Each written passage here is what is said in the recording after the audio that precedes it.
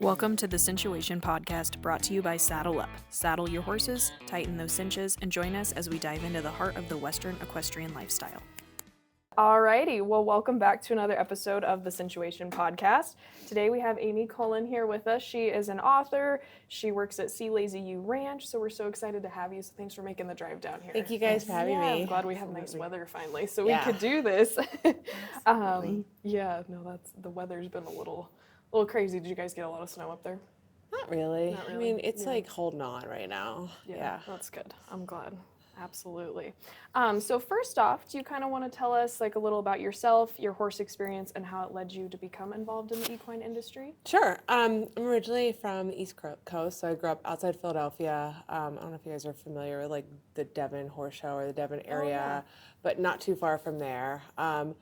I guess I started riding when I was 4, and it was 100 jumpers, all English, all horse shows. And like I said, grew up on the East Coast and showed up and down Florida, the whole thing. And then when I was in law school, or after I graduated law school, I came out west on vacation. It was my first time coming out west. I'd never really ridden Western, and went to the Sea Lazy U with one of my girlfriends who I'd shown horses with. And it became like the best girl trip ever. And we continued to kind of come each year at the same week and got to ride horses in the mountains. And it was one of those things, like, I initially was like, we own horses, we show horses, like, why are we going on a horse vacation? Like, can't we go to the beach? And That's awesome. she was like, no, you're my one friend that's like going to love this. And she was right. And so that's kind of my background, how I got to Colorado, and all the things. So that's awesome. Yeah. That's exciting. I feel like we've had a lot of guests that actually started English and then kind of transitioned to Western, and just the differences between the two disciplines is pretty crazy. Yeah, I mean, I feel like English, like, it's like, you know, especially equitation and like the juniors, like, you're so refined and you're so like it's about horse showing and getting your points and qualifying and, you know, so many lessons and like on your form. Sometimes and it can take the fun out of 100%. And it got to the point where I was in my 20s, I was doing a lot of catch riding, I was still horse showing, but it was like I hadn't like had that feeling of like, wow, this is so much fun, until I kind of came out west and like got to gallop down like through the meadows, and I was like, okay, this is it. It was fun again. Like the little girl kind of came back out. That's so exciting. So were either of your parents horse people? No. So did you just have it in your heart at a young age and they couldn't deny you? Yeah, I was an only child, so I grew up, my mom did everything, like instruments, soccer, dance, gymnastics, piano. And I kind of was average or below average at everything except horses. So it was the one thing that I kind of kept wanting to do, where everything else, like, I felt like my parents like, you have to go to dance class, and it wasn't that great. Lindsay has talks about her experience with that as well. Like, your dad tried everything. And same thing, like, I did it, but I was not great at it. Like, I was awful at sports, awful at dance, you know, karate, like the whole 9 yards, and I hated it. But horses, was the never lost it, you know. It was just, and it was in you. We were talking about that on the last episode. You can't put it in someone, but if it's in you, like, it's, you know. Yeah, I just remember like thinking it was easy or effortless. Like, it wasn't the thing that I was like like even as like a young kid that I was like working really hard to like fit in. It just kind of naturally was like, oh, I get this. Yeah. So it made sense. Yeah. Absolutely. So I have to go off point. Your friend that originally took you to Sea Lazy U, does she come and stay now? Oh, that's awesome. Yeah, she's still on the East Coast. She still lives outside Philly, but she'll come out on vacation, and then now I work there, so I can kind of take her, but she comes, That's so exciting. I love that. It's fun. It's awesome. Yes, absolutely. Well, what is your official title with Sea Lazy U, and what do your daily responsibilities include? I guess my official title currently is Director of Equestrian Operations and Member Relations. They added a piece to it. But yeah, I guess like the day-to-day, everything with a horse in some way or another kind of runs through me. So whether it's getting horses The vet's coming out, we're doing injections, floating teeth with CSU, like putting guests on rides, we're training horses, we're doing clinics, whatever it is, every day is a bit different than the day before. So I guess, that's pretty much my day to day, but it changes every day. Absolutely, that makes sense. Yep, just the dynamics of it changes every day. And does your husband still work there as well? Yes, but he is not a horse guy. Okay. Yeah, and it's funny, if you read the book, that's all fictionalized. Like, he actually is from the East Coast as well, and we came out west together, more or less. Nice. Yeah. So, but he is not a horse guy. He likes living in the mountains for the snowboarding and the mountain biking and everything that is not a horse. and we see that every day in almost all of our customers. We do have a lot of customers that it's definitely a duel, and they both are very much into the horses and love trail riding. But I would say more often than not, it's one split. or the other. Mm-hmm. Yep, it's split, and a lot of times it's I'm okay the with ladies. It. Me too. Yeah, absolutely. You got to have your individual loves. Your own little escape. Yeah. It's like, all right, honey, bye. I'm gonna go over here. You okay? Yeah. That's how I am too. I'm like, okay, bye. Yeah, absolutely. Oh, that's funny. What's one memorable experience, either with a guest or a staff member at the ranch, that has kind of stuck with you over the years? That's a big question. There's so many, because I think that's why I think my job is so great, because we have well over 200 horses, and then we'll have over 100 guests every week in the summer, and all different types of guests. But I think some of my favorite guest experience are people that are terrified of horses, or really elderly and have never gotten to ride a horse or be around a horse, and making that happen or making that connection while they're on vacation. I have a friend of mine, and we're friends now, but when she first came to the ranch, she was in a terrible car accident.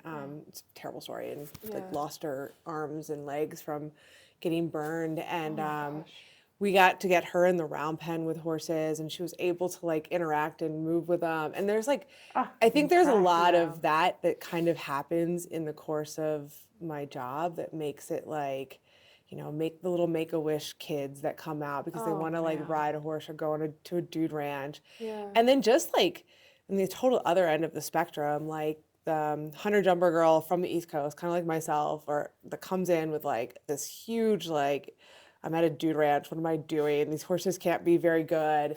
And then they leave and they're like, I can't wait to come back. This is the best thing ever. So I think it's just kind of connecting people with horses and getting different things out of it for everybody. Yeah. I would probably answer. That's amazing. Yeah. No, I bet you get to meet a lot of really awesome people and a lot of awesome horses too. Yeah.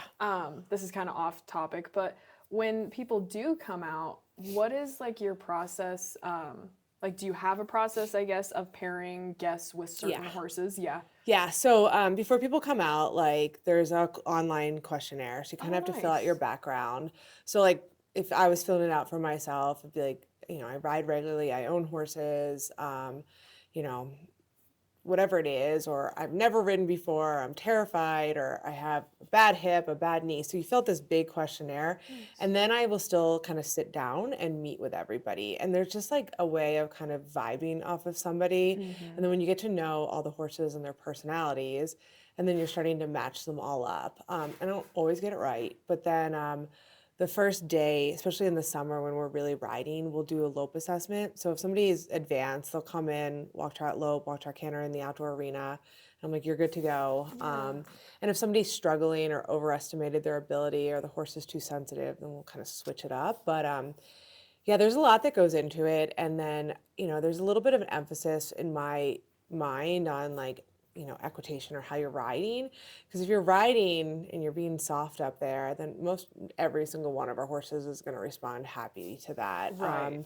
If somebody's really tense and they're like, I'm here, or I'm nervous, and the horse's eyeballs are popping out of their head. They got the reins so tight. So try to work with it all. But I do have horses that are a little bit older that have been at the ranch for forever that have that person that's this on, and they're just okay, whatever. Yeah.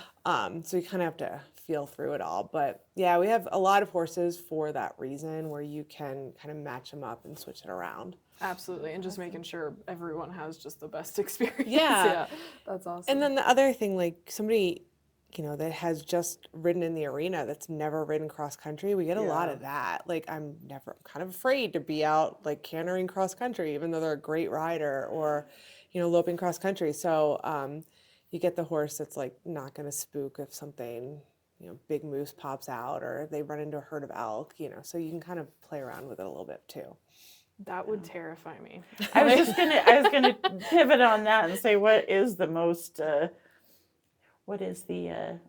biggest encounter that you've come across with that? Like it's moose for me. Moose. Yeah. When you don't, and look, when I was first out there, like 2012 when I was wrangling, I had, seen a moose on vacation with, the guides and people that knew what they were doing. I remember my first trail ride running into a mama and a baby.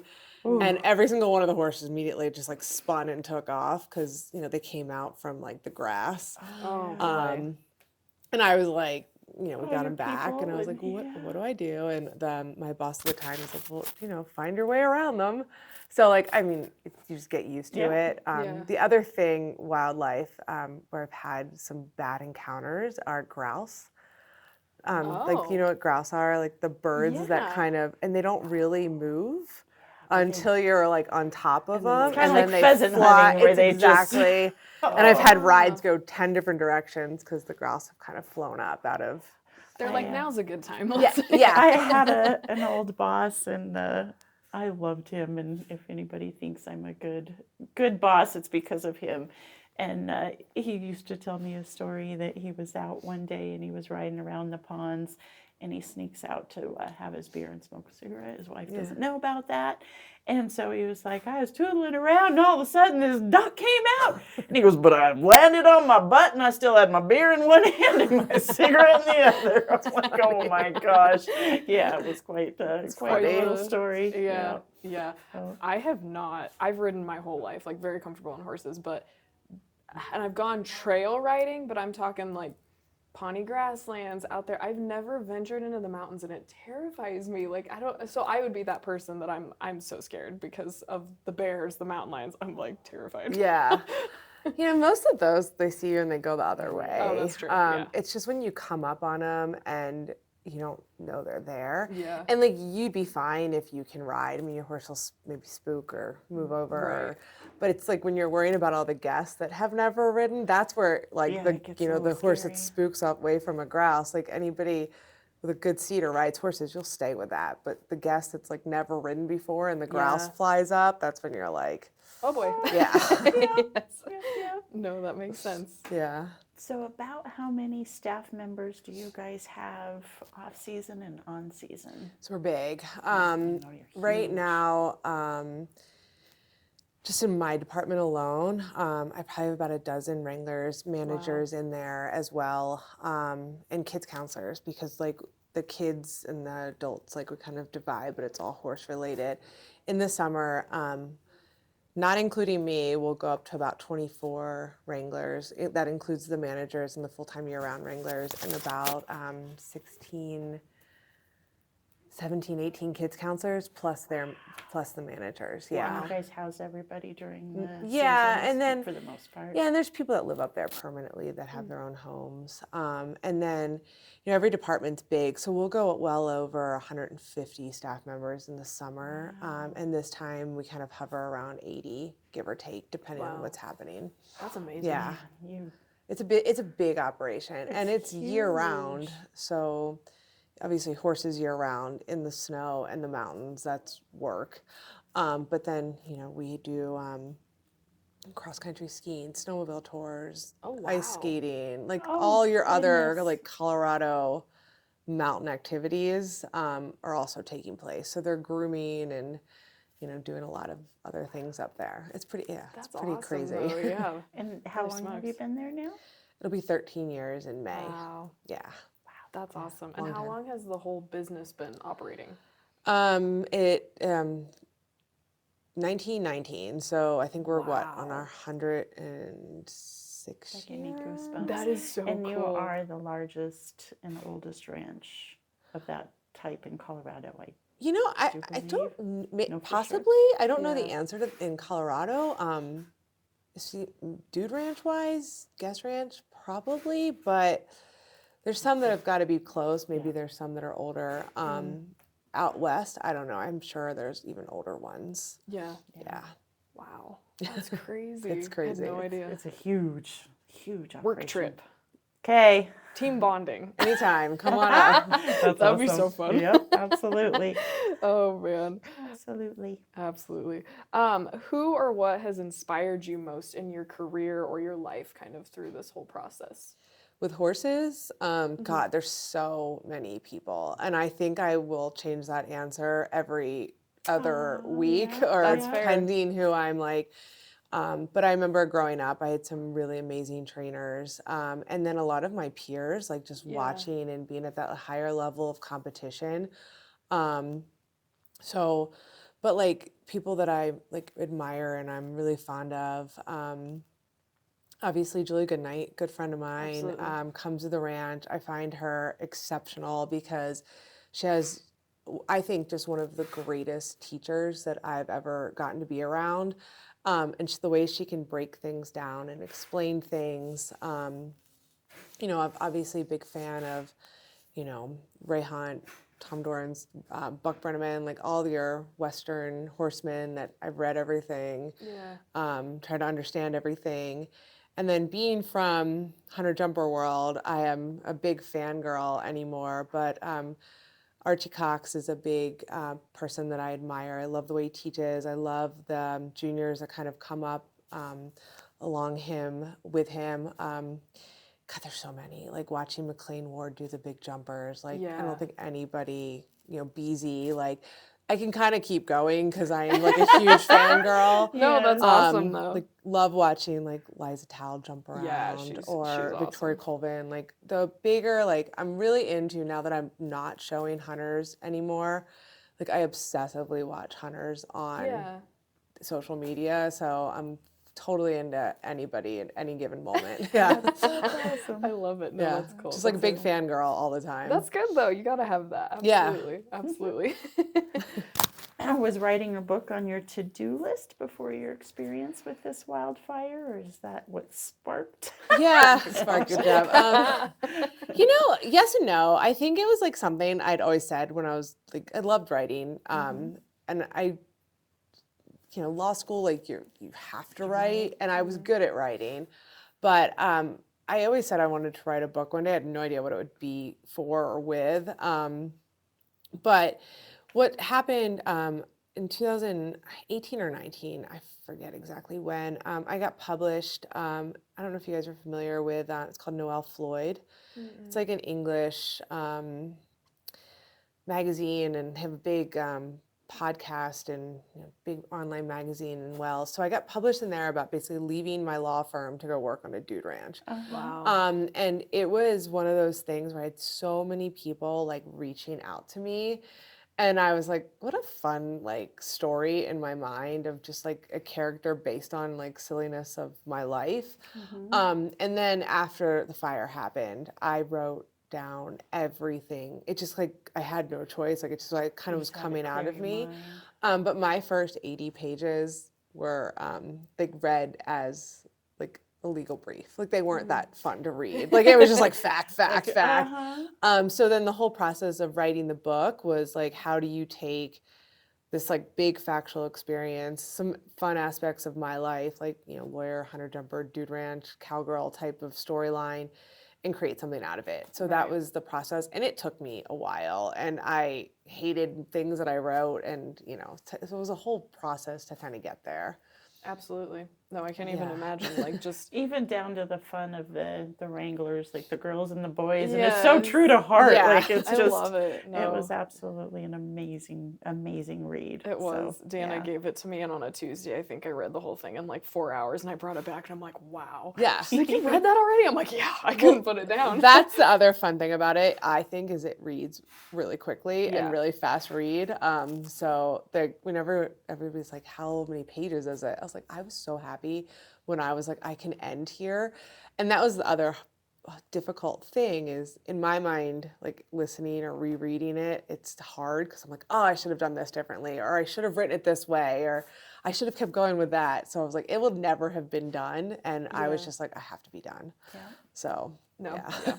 That's, and I love I'll show the book. I brought it it's so nice. It's so pretty. I love the cover and everything. Like just the whole design of it is just, it's very touching. Like it's just it's a touching story, but you just did such a wonderful job on it. So I really enjoyed it. Yes. So for those viewers that maybe haven't read the book yet, so the book Running Free, it tells the story of rescuing over 200 horses during an enormous wildfire that we had here in Colorado. Can you kind of walk us through that and what that was like? Yeah, so the year was 2020, so beginning of the year, obviously COVID, and we had to close down in the beginning of the year for COVID, as everybody did, and we were trying to understand it. Open back up to a little bit smaller numbers than we normally have, to kind of do our spacing and everything we had to do. And that summer, if you guys remember, it was an exceptionally dry summer, and it felt like there were wildfires all over Colorado. Yeah. Probably California, everywhere else. But the smoke, especially up in the mountains, it just kind of seemed like a thing all summer. And October that winter or fall was exceptionally dry as well. And the East Troublesome Fire, we're up, in Grand County, and it kind of started north or west, I don't know my directions very well, of the ranch. And what started as like a small brush fire, hunting season up there, I don't really know how it started. I've heard 10 different stories. Right. Yeah. But quickly became very apparent that we were going to have to probably evacuate. And before we even got the pre-evacuation order, like the amount of smoke that was like hanging over the meadows and the horses was intense. Your horses were all sneezing, their eyes were watering, like there's ash falling. So I was like, I had a moment where I was like, this is probably a bigger deal. Yeah. But then I was like, well, we'll figure it out. And I learned very quickly that you do figure it out, but it's nice to have a little bit of an idea of what to do. We, being an old ranch, there was an old fire plan and like the filing cabinet in the barn, and it talked about like cutting the fence and letting horses go. Oh, God. And I was like, what? Like, how do you let 200 horses just run around the county? Like, that doesn't make much sense. So we were lucky to have neighbors that helped us and the whole thing. But it was a big fire, and it was the fastest moving fire in Colorado's history. So I think that's why it got so out of control so quickly. Like, we got to go in pre-evacuation, we moved the horses, and then a week later, and the fire actually hit us. And it hit Grand Lake and hit everything up there. We had to move the horses again because of the wind and like the weather that the fire created. I had never experienced anything like it, so it was intense. Oh, I can't even begin. No. Yeah, begin it was intense. Yeah, that's. I can remember being in Longmont before we moved here and coming out and seeing all the ash on my vehicle, and I mean that was a year that they were just insane. Horrible. Those wildfires. I can't imagine being that close, and Right. and the smoke that we've had, down here. Yikes. Yeah. And the horses can feel it all. So. Oh, absolutely. Absolutely. Yeah. I can't even imagine, because I feel like any disaster like that is terrifying if it, like, regardless of the circumstances, but then you add 200 horses and they're not just, not just horses. They are, even though there's that many of them. You care. You love each individual one, You're right. So I couldn't. I know that's what you're supposed to do too, like tornadoes and stuff. But how do you just cut the fence and be like, okay? In your book, talking about the personalities of the different horses. Yes, I love that. I'm fighting tears. Like, it's just so, Well, I mean, it's the same thing. You guys own horses or have horses or dogs. Like we get so connected. Oh, and absolutely. They all have personalities, and then you're like your old kids' horses that have worked their whole lives, and then your young horses. So yeah, you do get really attached. And in the second evacuation, I talk a little bit about this in the book. There was a good like hour and a half where I was like, oh, I don't know what's happening, because the wind shifted. Like you could see the flames like over the ridge, and we were waiting for people to come help us. And that's, we'll get to that, but that was a big deal. It was like we had to rely on basically the whole equine community. And at the second evacuation, it was not in the county. It was people from all over Colorado that came to help us. But I had a couple moments where I was like picking and choosing what horses like we were gonna put up first, and that's when I was like, okay, this is gonna get really sad if I don't if the winds don't shift, or if this actually comes to fruition of like worst case scenario. Absolutely. But lucky the wind shifted, and as soon as the wind shifted, like you could, everything kind of like you could feel it change a little bit too, and the intensity of the fire. So yeah. In the first place where you moved the horses to, it talked about, I'm trying to remember, the lady that owned that ranch and had been there for a long time. Was that more of a fictional character or a little bit of both? A little bit of both. Very much fictionalized, but it was a family, two ranch families in the county that pretty much took us in and helped us. And so we ended up combining the horses in that one pasture, which we talked about, but they were so nice to us and so helpful. Like, open the door, come on in, what do you need, how can we help you? That's amazing. So yeah, but definitely fictionalized a lot of it. Some questions about the land as well, like how safe the ground was in those pastures. Do I remember that Well, correctly? so a lot of them were cattle pastures. So and I don't know much about cattle, but I know you can cows might be a little smarter with horses when it comes to holes and debris and all the things. So we just had to be really careful.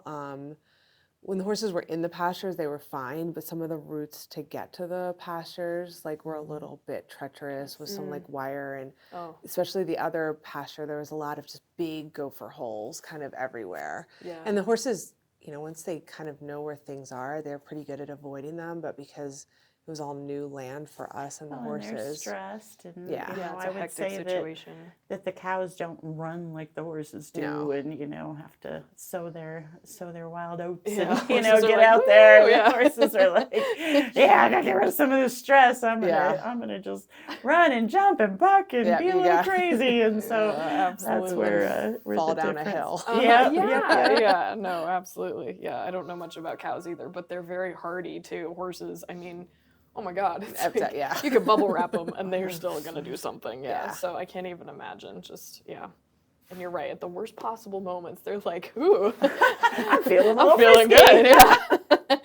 Absolutely. It's like, can you not? You got it. Funny. What were some of the struggles in putting your story on paper? Well, that's easy for me to answer, because turning it into fiction kind of evolved that way. And when it first started, I didn't know if it was going to be a book or an article for one of the big magazines. But the difficulty, I struggled writing about myself and making it a memoir, and I really struggled with that. So I think deciding to make it fiction was an easier way to write, but then I realized very quickly writing creatively is a whole nother beast to try to understand and how to conquer. So I would say that was a difficult thing, kind of keeping some, realism to it, and certain aspects of my life. The fire, I kept all the facts as true as I could, but developing the characters and being creative and trying to make it a little bit more fun than just what my normal life is, which is not.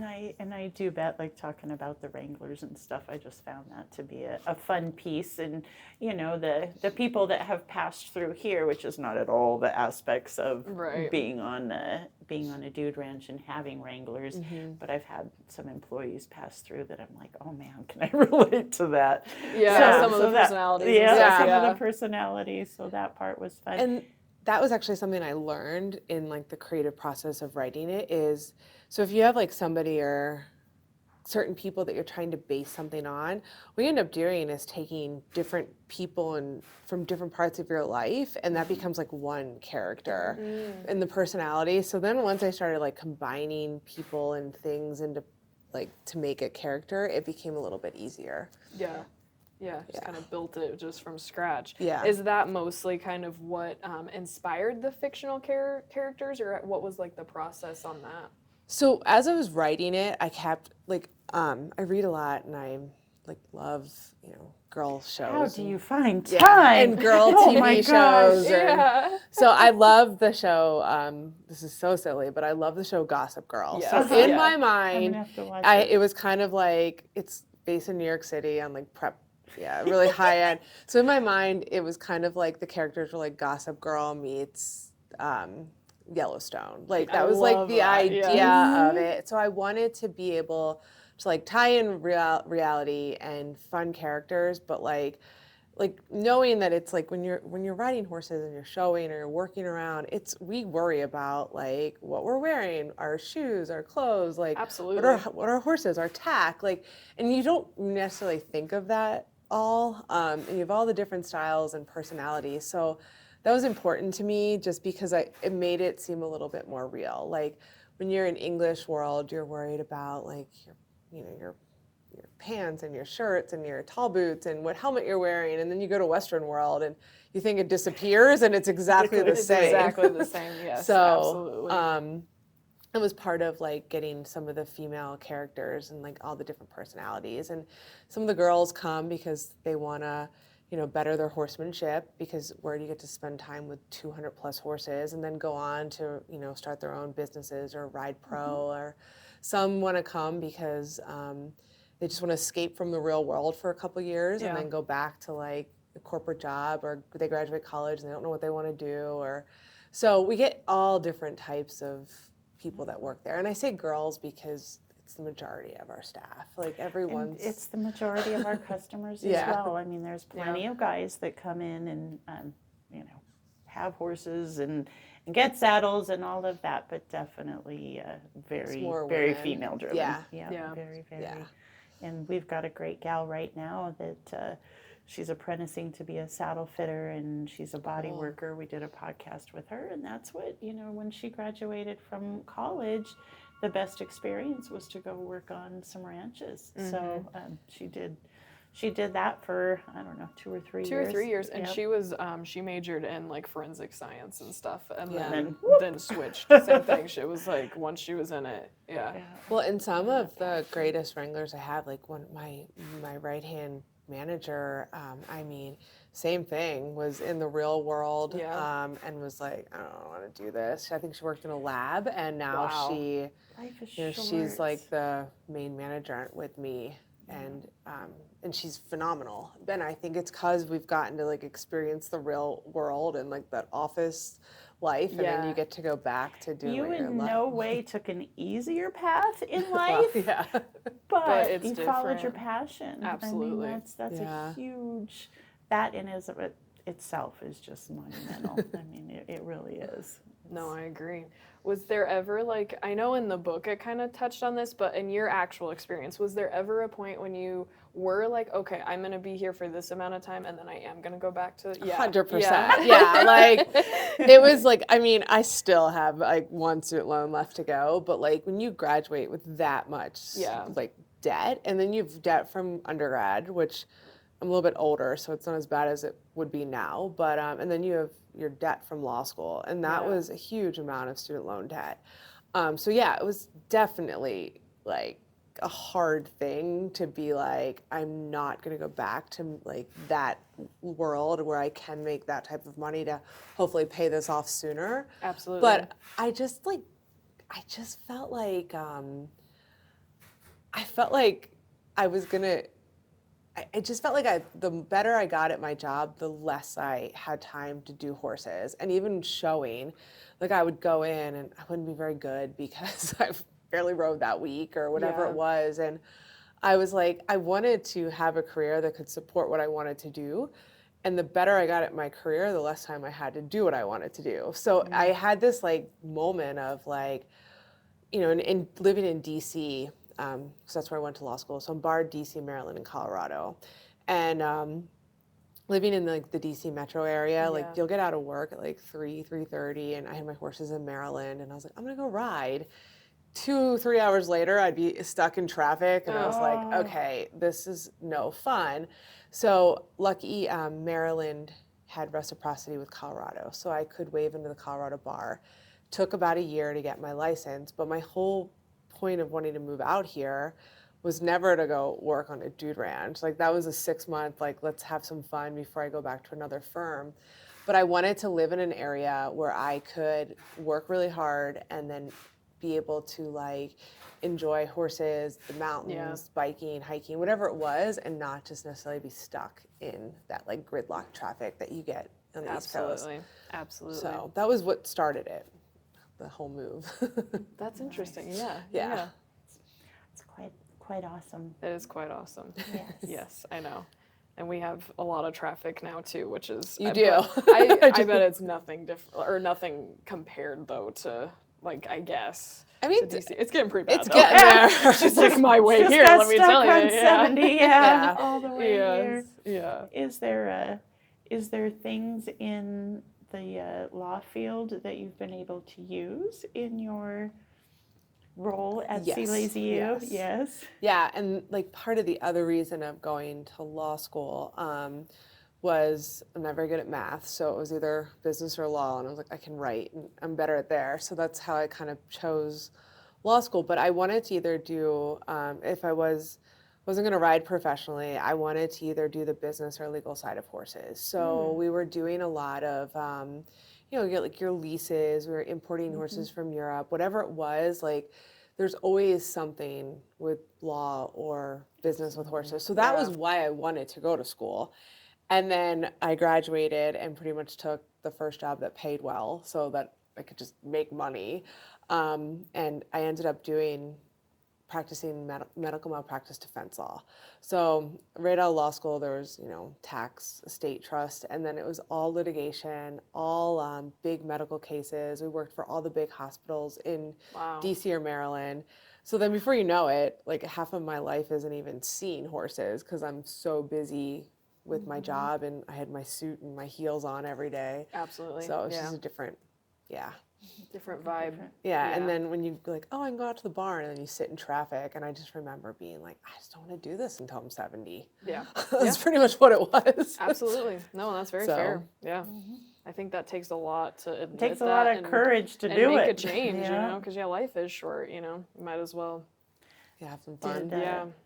Did people behind you, like your folks and the gentleman that your husband. Did they all support you in your quest, or was it a little rough at times with that as well? I mean, my parents thought I was absolutely crazy. My dad, my mom were like, you'll go back. Like, this is just a little break. And a lot of people thought it was super cool, and then a lot of people just thought I was a moron. Like, they're like, how could you just walk away from that? Like, my husband, who was my boyfriend at the time, he was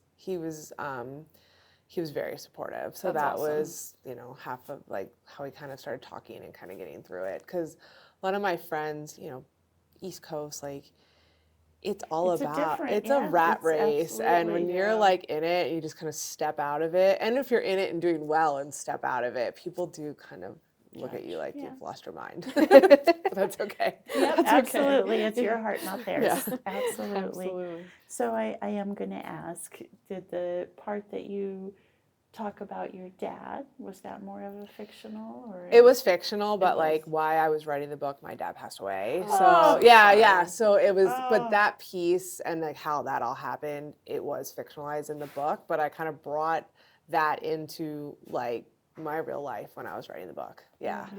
So well, it was incredible. It was. The way you wrote it was just absolutely incredible.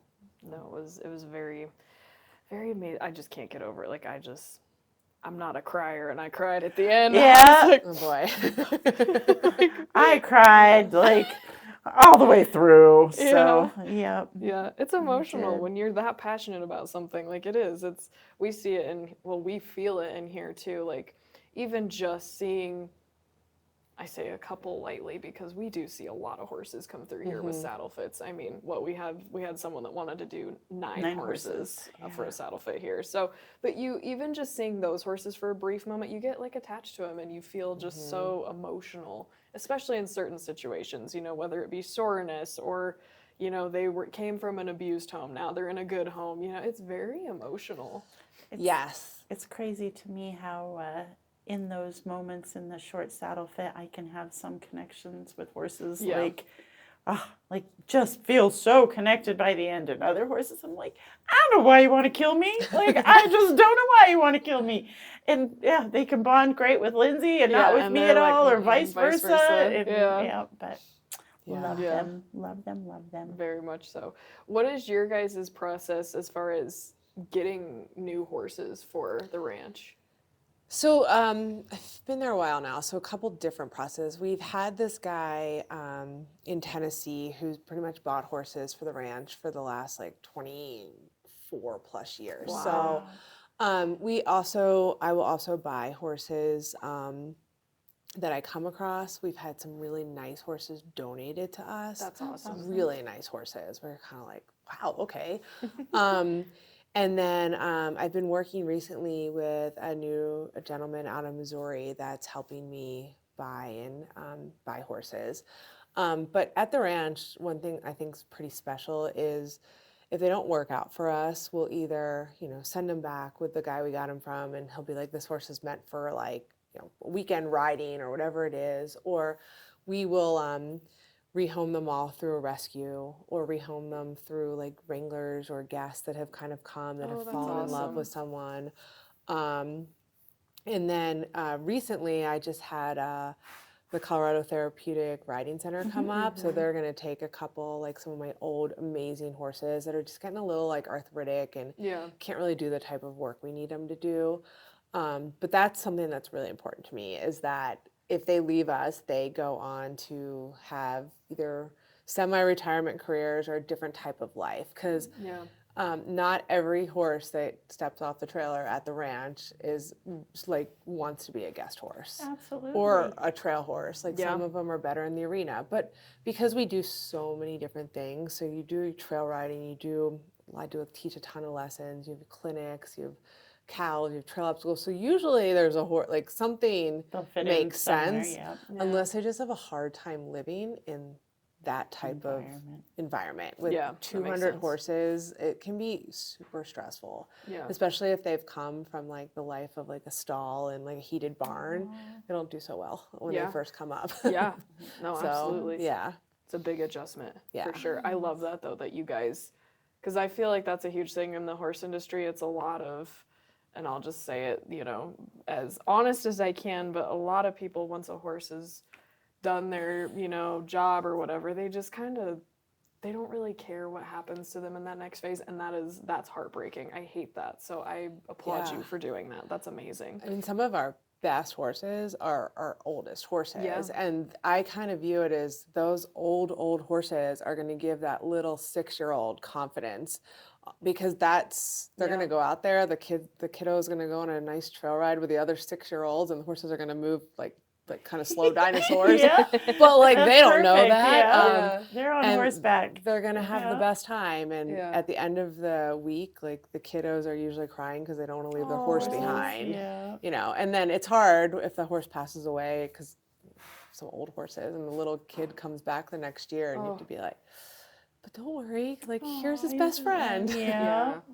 But well, and then that's a memory, I'm sure, just like you, that those kids, I know they're young, but that's going to stick with them. That's going to stick with them, and it can change the I can't say that word. The direction of their life, just that one moment, absolutely. Makes such a difference. That one vacation, it absolutely can. Little kids, that makes me so sad, though. Horses. Aw, that's awesome.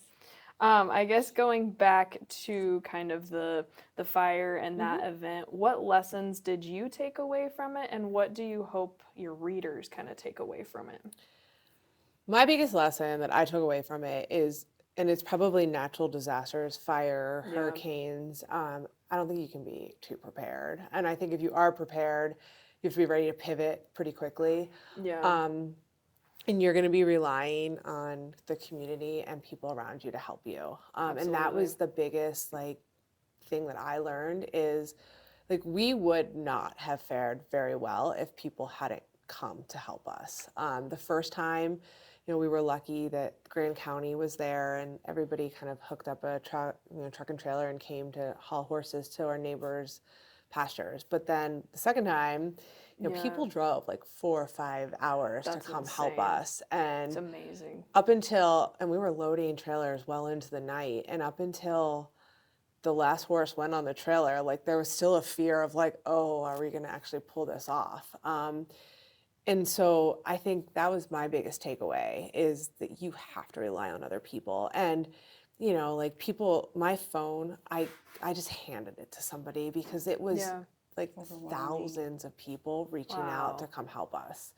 And like I, 10 horses in my hand. So I was like, you just have to rely on so many different people. And, the thing is like with the natural disaster, the one piece, and I wrote about in the book that made absolutely no sense is the ice storm on the other side of the pass.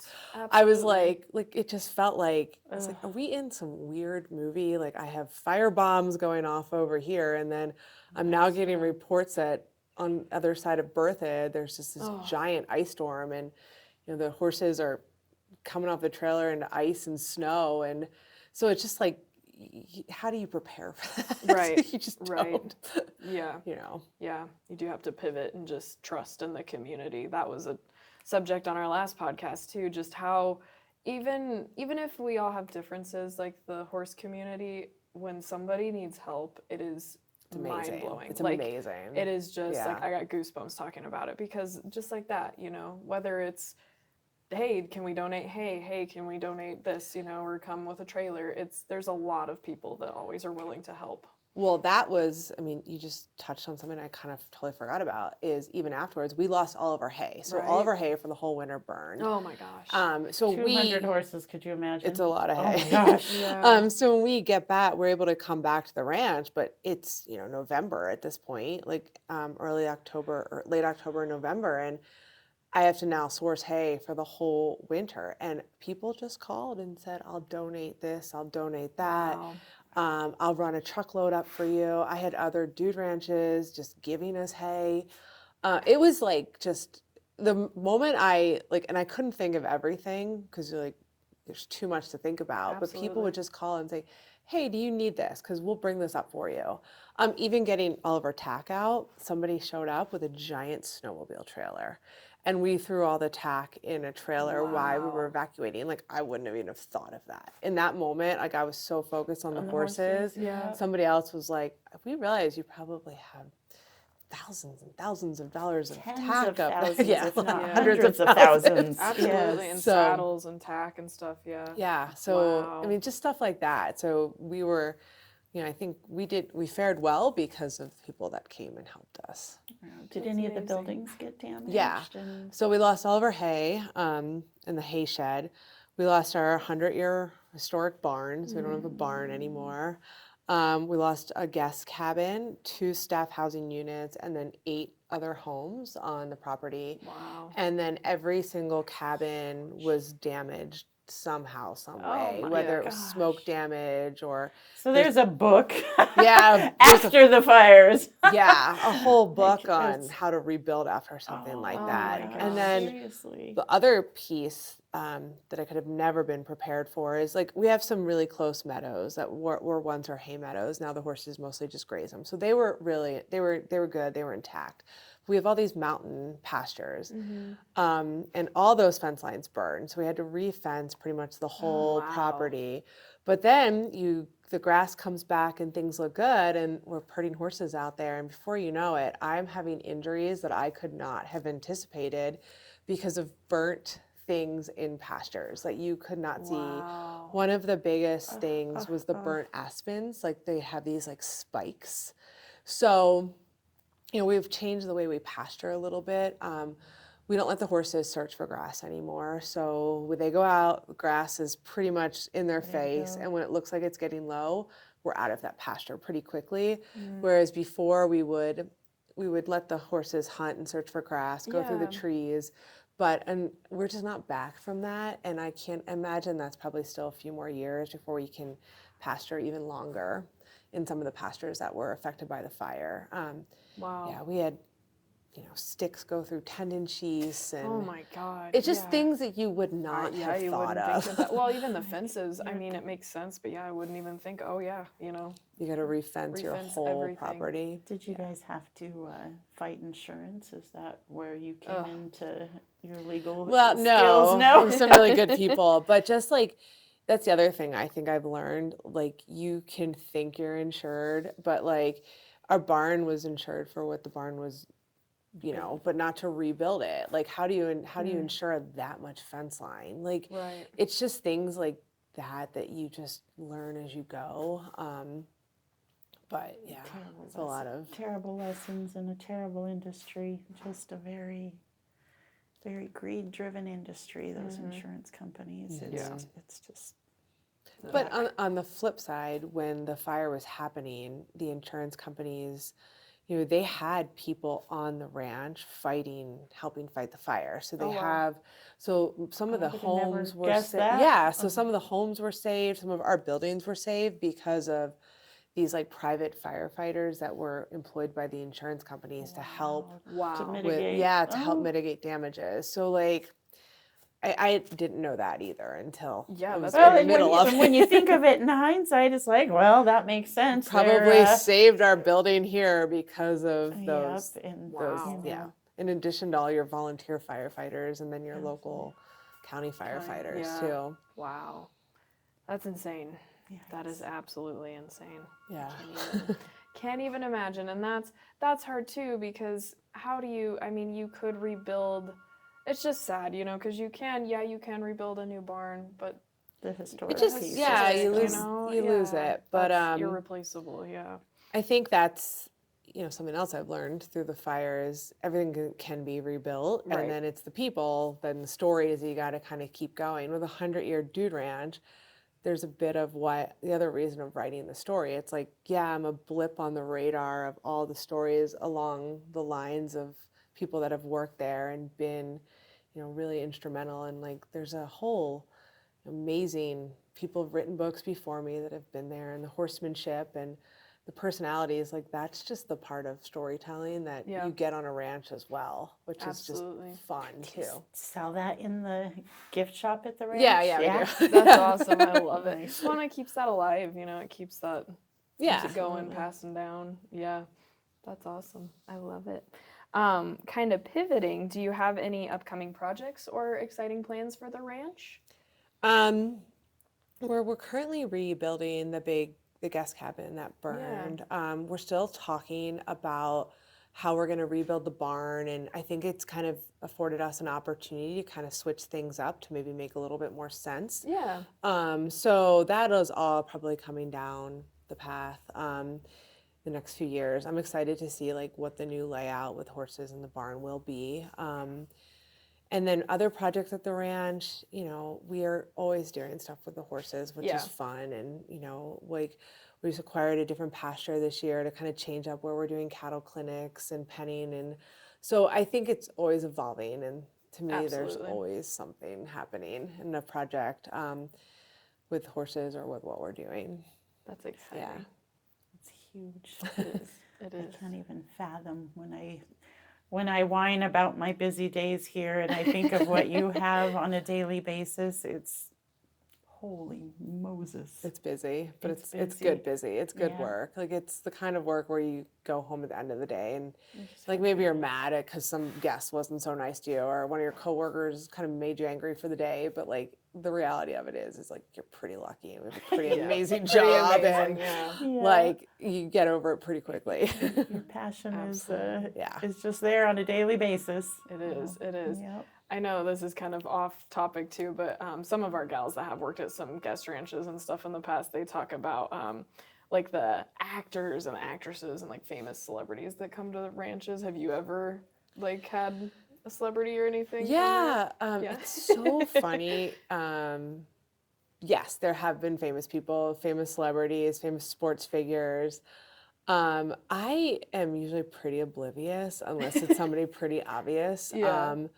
but yeah, there've been a slew. I don't have any memorable experience of like, oh, I got to ride with this person. Yeah. I'm from Philadelphia, so at one point the big person for me that came out was a Philly baseball player. That's awesome. That's cool though. That's cool. I was super psyched about that. That's awesome. I love that. So, That's super fun. yeah. Super, super fun. Very much. I moved to LA when I was 18, and I got to work at a fancy hotel on Santa Monica Beach and waited on lots of movie stars. So I have my stories about that. And I think Kevin Bacon now is a nice guy, but I still can't watch any of his movies without getting upset. He treated the staff so poorly back then. But, he was a very young man. That was 35 years ago. And, I was young, he was young. And so now he seems like a really, really nice guy. But yeah. I feel like that's something that I think is probably different than LA. When people are coming to the ranch, they're coming on vacation. So they come in, they want to disconnect, and they immediately become happy. That's awesome. So you're dealing with really happy people that are disconnecting from the real world. And if they don't like drink the Kool-Aid and they kind of stay in a bad mood, like it's so few and far between that you're kind of like, okay, there's one person here that's going to stay grumpy no matter what we do. Yeah. But usually, like, all the egos aside, because whether they're celebrities or really important business people, like they have to kind of let it go, and then they realize that they're in your home, turf, your ranch, and it's funny because that's probably one of my moments where I feel really empowered, like as a female, where I can just basically be like, listen to me, like you may know what you're doing in your life, in your world, in your job, but like this is how the horses are, and this is what we need to do here. And most people just kind of respond to that. Yeah, they do. They do. Yeah. Awesome. But it's intimidating. But you have to tell like some big important person that not to do it. Come on. Yeah, bring it down here. Do it that way. Yes. That's awesome. That's awesome. I love that. Yes. Do you have any plans in your journey with horses and storytelling for some more books? I currently don't, but one of the things that I really like doing is teaching, and I think kind of having this book, whether I continue down the road of teaching, and I love connecting with like young horse girls, and that's probably my biggest passion right now is like helping young people in the industry kind of figure out what they want to do, even if it's like leaving a career to do something else. So right now, that's kind of one of the things I'm probably most passionate about, and then connecting that with horses. But I remember like myself, like in my 20s, I was very boxed in, very narrow-minded, even when it came to horses and hunter jumpers and horse showing. Like there's only one way to do things in my mind, and only one career to have. And I feel like if you had told my 22-year-old self that this is what I'd be doing, I would have thought you were crazy. But I think that to me is something down the road. If I do right, it would probably have something to do with that. But at this point, I'm not there yet. Yeah. Where the world is at today, it doesn't need to necessarily be on paper to have that path. Like there's so many things, like doing the podcast. Little Lindsay is a TikTok sensation and brings people crazy. She brings people from Nebraska all the time, Wyoming. I mean, they travel to us because they found her on TikTok and sends that message. So that's intimidating though. I'm like, every time I go to post, I'm like, oh my god, because they're crazy. Like some of those people out there, I'm like, okay. It's probably the difference in our age. Like I'm still terrified of posting on social media. It's terrible at it. And it takes a bit because no matter what walk of life, people are cruel out there. Absolutely. So getting used to, just let go. And I've given her permission. You need to block somebody. Like done. You feel the need, you block them. We don't need negativity at all. Yeah. Like, we are out there to support positivity. And I just think like there's this, especially with young females, anybody anymore, this insane. I just had a guy who was wonderful that just left me to go do a commercial real estate career, and he was struggling. Like, am I actually going to go do it? So I just think there's this insane amount of pressure that we put on ourselves as young, like up and coming 20, 30-year-olds, where you just feel like you have to hit all these accomplishments and all these life goals on this like timeline. And it's hard for me, so it's hard for people to, like, I think sometimes see past that. Absolutely. And I think, going to a dude ranch or doing something so like on left field may be the thing that changes your life. Like for me, it was going on a vacation that I didn't want to go on, and then being like, this is great. This is amazing. Yeah. No, I do relate to that, especially in horses. I feel like it's, gosh, when you're competing, you put a lot of pressure on yourself, and you gotta at some point just step back and just enjoy, like you're saying, with your job and stuff, look at what you're being able to do. Like, I always try to remind myself, there's people that probably wish that they could do this with horses, but they're not able to, and here we are getting to do this. So just enjoy it. Yeah. Not have so much pressure. Yeah. I'm definitely guilty of that. I'm like, I feel so behind. I need to do this and this and this. I'm like, just go ride the horse. Yeah, just go have fun. Just calm down. So, no, it's good. What do you think is the most important quality in building trust with horses? Oh, there's a lot. There is a lot, yes. I think one thing I've learned in my journey with horses is that you're never going to know everything.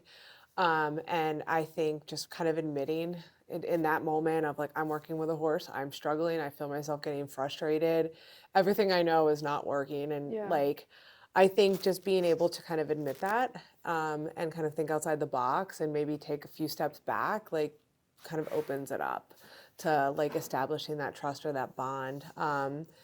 But there's so much. I mean, learning to control your emotions, learning to be present, learning to not like bring what just happened in the office back down on top of your horse. Like, that's huge. That's a lot of stuff where it's hard to learn that, and it's hard to kind of separate your brain from your body sometimes because they feel your body. And if your brain is like telling your body to react a certain way. But I think just kind of continuing to educate yourself will kind of continue to make horses trust you and for you to become a better horse person. Absolutely. Because it is, I hopefully get to do this into my 80s and 90s. And if I'm lucky to still be riding, that's great. But if I'm not, like just being on the ground with horses and, the horses that are fearful of something, or the horse that's a little pushy, like how do you better that horse in that moment? There's a lot to it. There's a lot to it, absolutely. And being open-minded. To be encouraging, we have a lot of customers in their 80s that still ride. I mean, it's sometimes crazy, and it takes everything for them to get up on that horse's back, pulley systems to get the saddles on their back. Like we've seen a lot, but it's absolutely amazing. Little Miss Linda with her bright red lipstick. I have that lady ingrained into my head. Yes. Well, she's got to be in her 90s at this point, right? And she's got this. I mean, and she's all bent over, and she can barely get around, and she's always wears this bright red lipstick, and she's got her like makeup on, like she's got her blue eyeliner and Love stuff. it. And man, that lady just, I mean, she could easily probably outride me, like hours, miles. Like she is just like, I mean, she could barely get around on the ground, but I guarantee you put her on a horse, she's going to go for like days, miles, and she just cracks me up.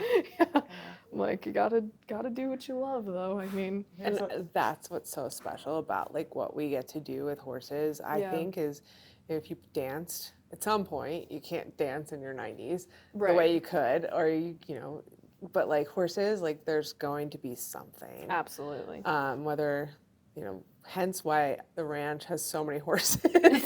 Because like I said, I've put a 98-year-old on, and that was the very first time they got to ride a horse. Wow. And I remember like she was crying, I was crying. Aww. I was like, this is such an amazing thing. She's like, I just want to do this before I die. Oh my gosh. And so you get like, when you get to do that for people, you're like, okay, this is great. That's amazing. So, yeah. Wow. That's really cool. Sorry. I was telling my 85-year-old cousin, we've become very close. He lost his wife a little over a year ago, and we just hang out with him, and he's super fun and sometimes very inappropriate. But I think it was a little snippet of 106-year-old tap dancing grandma, and wow. she was up there on stage tap dancing away because he keeps saying, the doctors say I'm good till at least 96. He comes in here all the time and just stops by and visits. His little adopted dog Oatmeal comes with him, but he's got tons of life left. And Well, Bill, it always, you know, I think I know Bill. You know Bill. Yeah, it never hits me.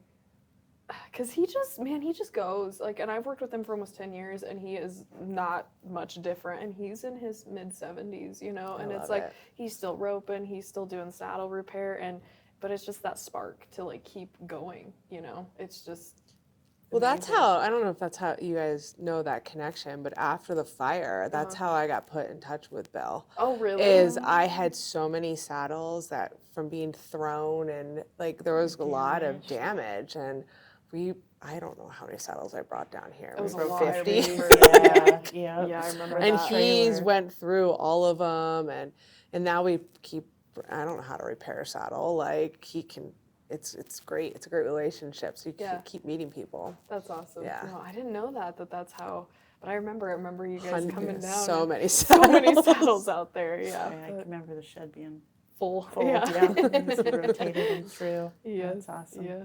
That's crazy. I didn't realize it all came. Yep. You know? That's amazing. Wow.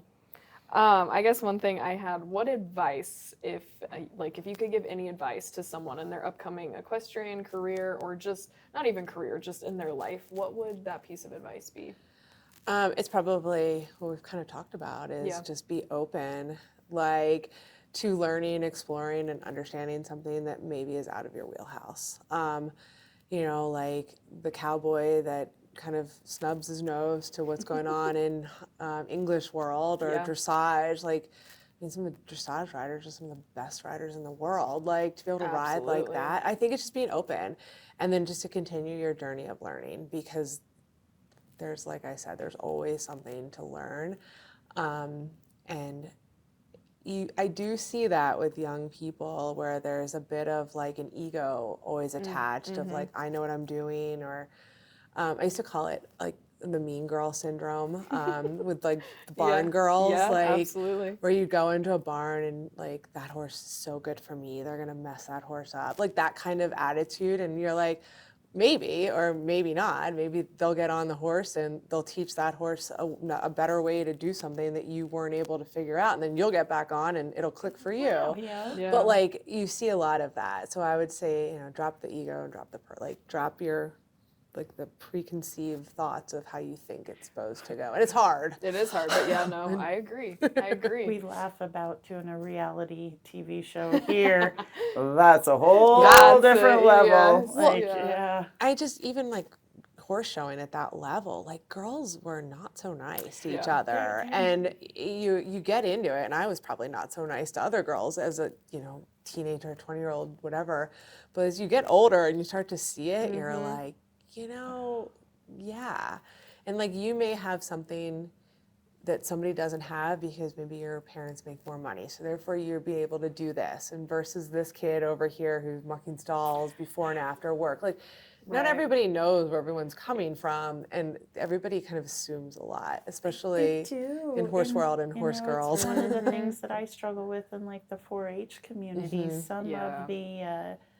Some of the requirements that they put, you know, it's not your horsemanship skills, it's the level of money that you have, and, you know, judging on this and judging on that shouldn't be where it's at. So I can definitely struggle with some of those things. And I don't know if we'll ever live in a world where horses aren't expensive, but it's just, there's so many different ways to do things, and it doesn't necessarily mean it's right or wrong.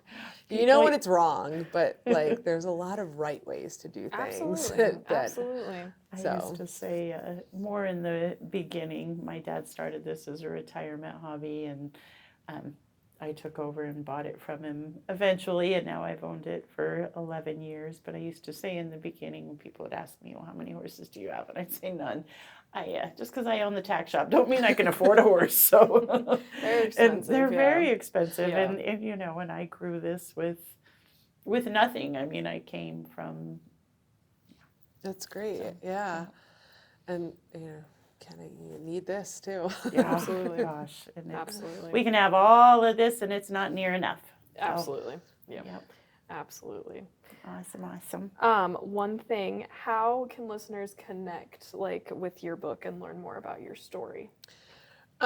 So I think in the back of the book, my email address is in there. You can always email me or reach out to me. The book's available on Amazon. I actually just finished the audiobook, which I did not record it. But so it's like a whole thing because apparently a lot of people when the book was written was like, I don't actually read, but I listen to books. And I was like, okay. So audiobook, and that's a whole nother thing, having somebody with a different voice and different thought read your words back to you. I bet that was hard. It was hard. I was cringing in moments. I was like, just because this is how I think it sounds, everybody's reading it and it's sounding different in your heads. Right. But yeah, and then I'm on social media. Awesome. You can totally reach out to me on social media as well. Wonderful. Yeah, not TikTok. I don't Not know TikTok. That. That's okay. That's funny. That's awesome. And we have it on our website as well. So that's and in that's stores. fabulous. So yeah, it's a good. I think most of us staff members have. I know Bill's working on it. I ask him all the time, like, you finished it yet? He's like, oh, I'm getting there. It's just cute. I'm with Lindsay. I took it on my last vacation, and I was. It goes quick. It's a quick read. Yeah. But you can't put it down, which also makes it part of a very quick read. So it's just. It's very impactful. It's engaging all the way through. Just absolutely wonderful all the way through. Yes. Thank you guys. Yeah, thank you. How do we close long enough to go stay at Sea Lazy U? I say we do it. You guys can come up for a day. Just let me know. Yeah, come up on a Tuesday. And the Julie Goodnight clinics that she gets to do up there. Oh, that's cool. We do one clinic in the end of October. So riding clinics as well, but one clinic at the end of October, it's become my favorite one. It's what we call the horse immersion. Oh. So it's basically we use all of our 200 horses and you're studying herd health, herd dynamics, you're riding, you're training, and you get to do and see things that I don't think you would get to do. Yeah. It basically takes CSU, equine studies and puts it into a week vacation with like-minded, it's usually all women. Oh my gosh, that sounds phenomenal. It's a great clinic because you get, Julie will have vets come up and she'll have different people that kind of come up and it just becomes this amazing source of information and you get to be on vacation and eat good food and drink wine too. Yeah. That sounds super fun. Yeah, we'll have to look because we've done, have we only done one team bonding thing? But it was not horse related. We went to this Nerf gun battle thing. It was very cool. fun. It was glow in the dark and they had archery and it was all this Nerf gun stuff. It was a lot of fun, but that would be nice. That would kind of blow it away. Yeah, there would be much comparison in that. That would be super fun. Awesome. Well, thank you. Yeah, thank you guys so much. Absolutely. Yeah, it was fun. Yes, awesome. I can't wait to get this up and hopefully we get to work more together in the future. So yeah, absolutely. Yeah, I'm into it. Heck I like coming down here. It's so much warmer right now. Yeah, I know. Yes. Cold up there. Yeah, it was 6 degrees this morning. Yeah. I was walking. I guess I had to ride, and I got done, and I was my just hands, frozen. my feet. I was it's not supposed to be this cold right now. No. I was walking the dogs this morning, and it was the same thing. It's cold. It's supposed to be 70 today or 60 something. Yeah, I think it was 68. So close enough to 70. Yeah. Love it. We'll for it. So yeah, go soak up the sunshine.